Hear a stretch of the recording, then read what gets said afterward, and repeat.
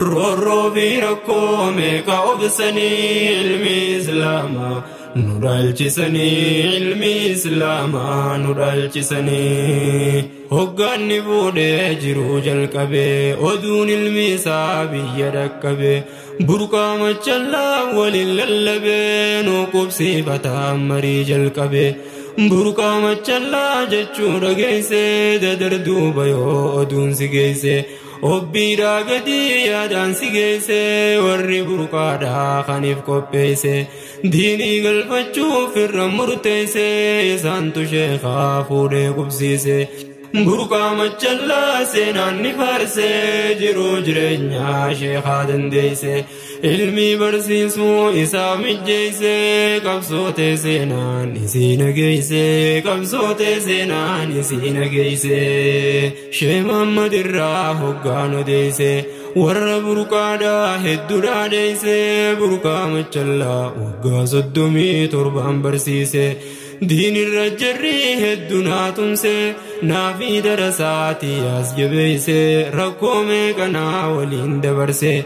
jechuudhaan sheeni ifeenuu ibse rabbiin hojiiteen dhiisuu balleeyse hojiitee toltu qabduu si faarse hojiitee toltu qabduu si faarse waggaa 37 ture ilmi islaamaa achirraa hire darasaa hedduu isarraa bare bahaa fi dhihaa kaabaa fi kibbaa bobbaase qare rakkoo siyaasaaf jireenyaa sabre gaaga'amaa fi daadarkaa dabre ilmaan islaamaa ol baase qarre toohidaan cufeetan shirkii xurre kayroo toohidaa hiriirsee tarre habaqaala diin biyyaa funkure ilmiin isaanii olii gattare habaqaalli isaa guddatee garre jeeshii toohidaan shirkii daffare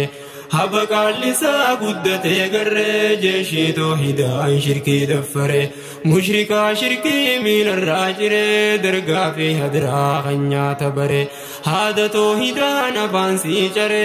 dacwaa isaanii firiisii garre oromoo teenyaan rabbii wal bare oromoo teenyaan rabbii wal bare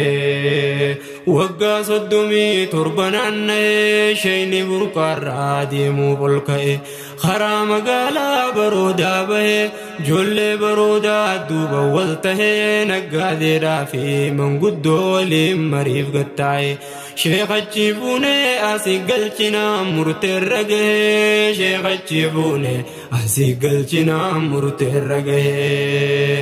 ulamaa jechuun hayyoota diinii roorroo fi rakkoo meeqa obsanii ilmi islaamaa nu dhaalchisanii ilmi islaamaa nu dhaalchisanii mimijjeessanii mana jaaranii